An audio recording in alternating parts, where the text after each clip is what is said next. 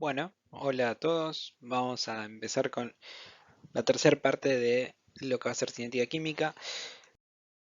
Hasta ahora ya vieron en la primera parte lo que es el concepto de la velocidad de reacción, cómo determinar el orden de una reacción y las constantes características del mismo. Además vieron la relación de la velocidad de la reacción con la temperatura, la cual es siempre creciente a medida que tenemos un sistema a mayor temperatura, vamos a tener un sistema que reacciona más rápido. Y ahora en la tercera parte vamos a ver lo que son los mecanismos de reacción. ¿Sí? Que si bien es un concepto que en un momento ya empezaron, ya escucharon, ya vieron, en química orgánica por ejemplo, no entraron muy en el detalle de lo que es eh, la parte cinética en sí. Entonces, antes que nada, ¿qué es un mecanismo de reacción? Un mecanismo de reacción, por definición, es una serie de pasos elementales que describen una reacción global. Explican de qué manera los reactivos se combinan para dar la reacción global. Las palabras claves de esta definición son, por un lado, serie, que es decir, una sucesión de pasos para que un proceso ocurra, como una línea de producción. Si tenemos un paso más lento que el resto, va a ser el que determine la velocidad de la reacción. Y por otro lado, paso elemental. Un paso elemental es una reacción que se lleva a cabo en una sola etapa. No tiene sentido proponer un mecanismo de reacción para un paso elemental. Por ejemplo, si tenemos la reacción A más B más 2C que da D más C, podemos plantear un mecanismo de reacción que sea como el siguiente. A más B que da F, F más C que da G más D y G más C que da E. Fíjense que, por ejemplo, F y G participan de la reacción pero no están presentes en la ecuación global, entonces son intermediarios de reacción. Los intermediarios de la reacción no pueden quedar en la reacción global, ¿sí? Si uno hace la suma de las tres reacciones, me va a cerrar la misma estequiometría que tenía al principio en la reacción global, donde no aparecen los intermediarios. También vamos a definir la molecularidad, que es el número de moléculas que colisionan en un paso elemental para dar productos.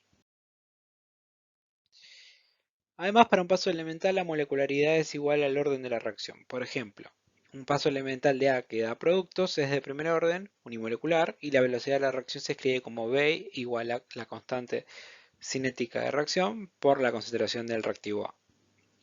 Para reacciones A más A que dan productos o A más B que dan productos, son de segundo orden, bimoleculares, y las velocidades de la reacción se escriben como aparecen en la diapositiva. Sí, siempre dependiendo de la concentración de los reactivos que participan. Por último, una reacción A más B más C que da productos es de tercer orden termomolecular y se puede escribir como, se debe escribir como la velocidad igual a la constante cinética por la concentración de A por la concentración de B por la concentración de C. Veamos un ejemplo. La formación del bromuro nitrosilo sigue la siguiente ecuación. B igual a constante por concentración de monóxido de nitrógeno al cuadrado por concentración de bromo. Si uno ve simplemente la ecuación, podría decir, es un paso elemental. Pero se demostró experimentalmente que también se forma el intermediario de reacción que aparece en pantalla, nitrógeno, oxígeno, bromo 2, el cual se mantiene en concentración constante mucho menor que los otros intervinientes. Entonces tenemos que proponer un mecanismo de reacción que satisfaga las dos informaciones experimentales, la ecuación y la formación del intermediario. Como dice que la concentración del intermediario se mantiene constante y mucho menor que los otros intervinientes, podemos pensar que el intermediario se forma a través de una reacción en equilibrio, ya que se va a estar produciendo y consumiendo a lo largo de todo el desarrollo de la reacción. Por otro lado, para la producción en sí del bromuro nitrosilo del producto final de la reacción global, podemos plantear una reacción directa donde se consuma el, el intermediario y se genere el producto, ¿sí? Noten de vuelta que la estequiometría de la suma de las dos reacciones va a cumplir con la estequiometría de la reacción global. Podemos entonces escribir para la reacción 1 la velocidad de la reacción en ambos sentidos, en el sentido de reactivos que da productos y de productos que da reactivos. Es decir, B1 igual a K1 por la concentración de monóxido por la concentración de bromo 2 y B del sentido inverso, B-1 igual a K-1 por la concentración del intermediario. Y por último, la velocidad del paso 2 es la que corresponde por ser un paso elemental. la constante cinética, por la concentración de monóxido, por la concentración de bromo 2, del bromuro nitrosilo. Bueno, entonces la primera reacción está en equilibrio, por lo tanto las velocidades de reactivos a productos como de productos a reactivos son iguales. Si despejamos podemos obtener una expresión para la concentración del intermediario de reacción. Recordemos que nuestro mecanismo tiene que verificar la información experimental. Por un lado la presencia del intermediario, eso ya lo demostramos, y por otro lado la ecuación de la velocidad de la reacción. Sabemos que la velocidad de la reacción global tiene que ser igual a la velocidad de aparición del bromuro nitrosilo, porque es el producto final, así como también a la velocidad de desaparición de los reactivos, pero por ahora nos vamos a concentrar en la velocidad de aparición del bromuro nitrosilo. Y de la segunda reacción también, V2 es igual a la velocidad de aparición del producto final, por lo tanto, las dos velocidades, tanto de la segunda etapa como la de la reacción global, se pueden igualar. Si escribimos esa expresión, vamos a ver que nos queda V2 igual a la constante de reacción de la ecuación 2 por la concentración de monóxido de nitrógeno por la concentración del intermediario. Y esto es igual a la velocidad de aparición del bromuro nitrosilo, que es igual a la velocidad de la reacción global. Pero acá tenemos la concentración del intermediario que no está presente en la ecuación que nos da la información. Entonces, notemos bien ahí cómo cada parte de la ecuación la sacamos de dos reacciones distintas, ¿sí? Si sustituimos de la ecuación que corresponde a la segunda reacción, sustituimos la concentración del intermediario por lo que obtuvimos despejando de la primera reacción, obtenemos una expresión que depende de la concentración de ambos reactivos y de constantes cinéticas. Esto es cumplir con la ecuación. Cabe destacar que no es suficiente solamente con lograr la ecuación.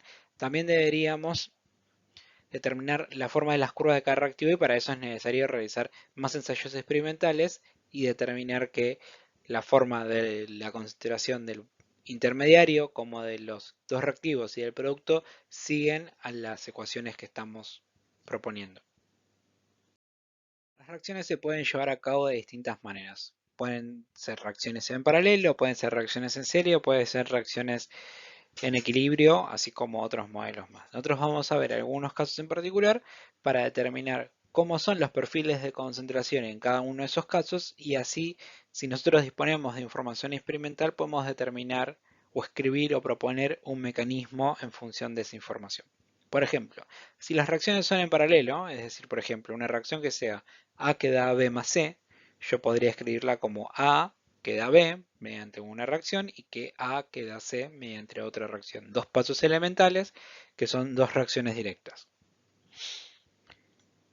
Si ambas reacciones son de orden igual a 1, la reacción global se puede escribir como la velocidad de la reacción es igual a la velocidad de desaparición de A, que se tiene que escribir en función de todas las veces donde desaparece A en las reacciones propuestas del mecanismo. En este caso, en la reacción 1 y en la reacción 2.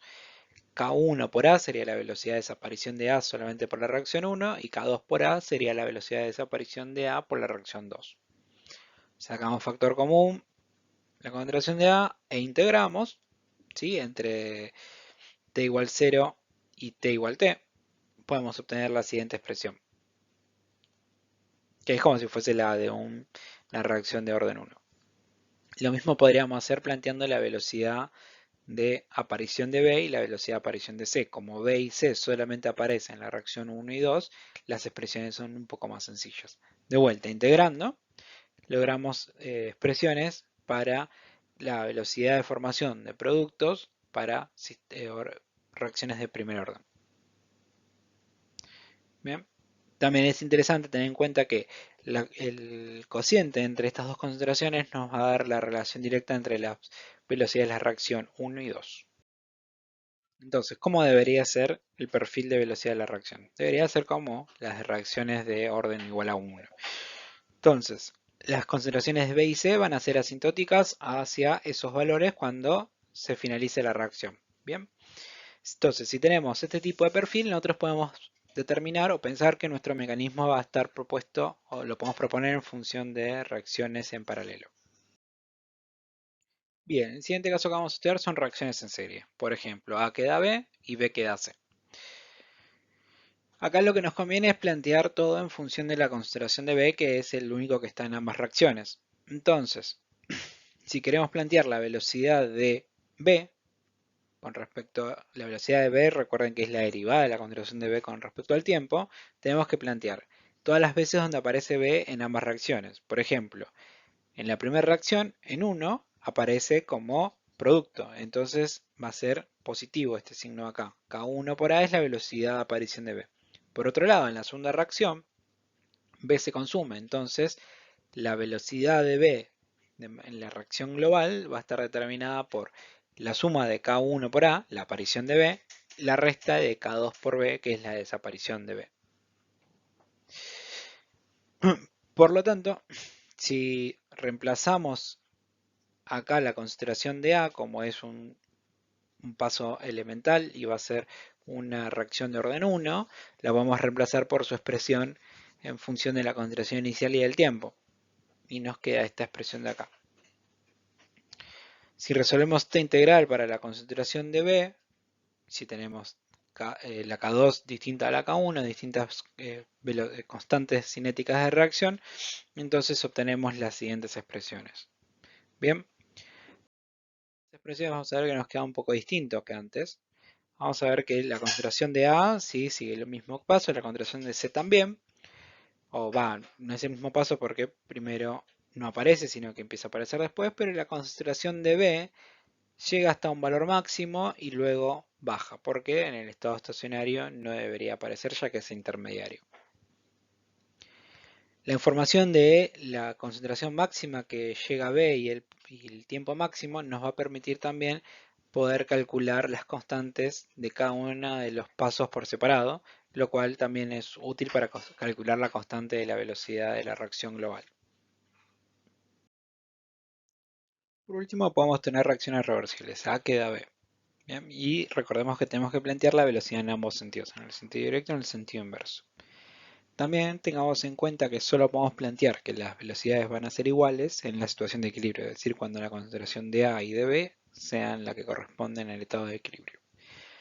Si operamos matemáticamente esta expresión, nos va a quedar, podemos hacer que nos quede la concentración de B en el equilibrio sobre la concentración de A en el equilibrio, que recordemos que es la constante de equilibrio químico, y vamos a ver también que es igual al cociente entre las constantes cinéticas de velocidad. Planteemos ahora la velocidad de desaparición de A. Como estamos planteando la velocidad de desaparición, va a ser el término positivo, K1 por A, la velocidad de reacción de la reacción directa, menos la velocidad de producción de A, porque estamos planteando la desaparición. También sabemos que en la reacción de equilibrio el avance de la reacción tiene que ser el mismo para todos los intervinientes, por lo tanto en la concentración de A inicial menos la concentración de A en cualquier momento tiene que ser igual a la concentración de B en cualquier momento menos la concentración de B inicial. Si igualamos estas expresiones logramos una expresión para la velocidad de desaparición en función de la concentración de A como única variable y constantes. Si analizamos esto en el equilibrio, cuando la concentración de A es constante, es decir, la derivada es igual a 0, obtenemos esta expresión que nos permite calcular la concentración de A en el equilibrio. Y cuando estamos fuera del equilibrio, reemplazamos en la ecuación y obtenemos finalmente una expresión. Integrando obtenemos una expresión para A que depende de la concentración de A en el equilibrio, de la concentración de A inicial y de las constantes cinéticas. También como una exponencial. Bien, entonces veamos cómo es el perfil de concentraciones de una reacción. Tenemos dos posibilidades, que la concentración de A inicial sea mayor que la de A en el equilibrio, por lo tanto la concentración de A irá disminuyendo en función de la ecuación que vimos recién, o que la concentración de A inicial sea menor que la concentración de A en el equilibrio, por lo tanto la concentración irá aumentando. En ambos casos siempre será asintótica con la concentración de A en el equilibrio, que va a ser el valor final de esta ecuación. Además, ten en cuenta que si grafican el logaritmo de A menos A en el equilibrio versus tiempo, van a obtener como pendiente menos K1 más K a la menos 1, lo cual también es útil para poder conocer las constantes cinéticas que después nos van a determinar la constante de nuestra reacción global. Con esto es todo por ahora y seguiremos con los siguientes videos.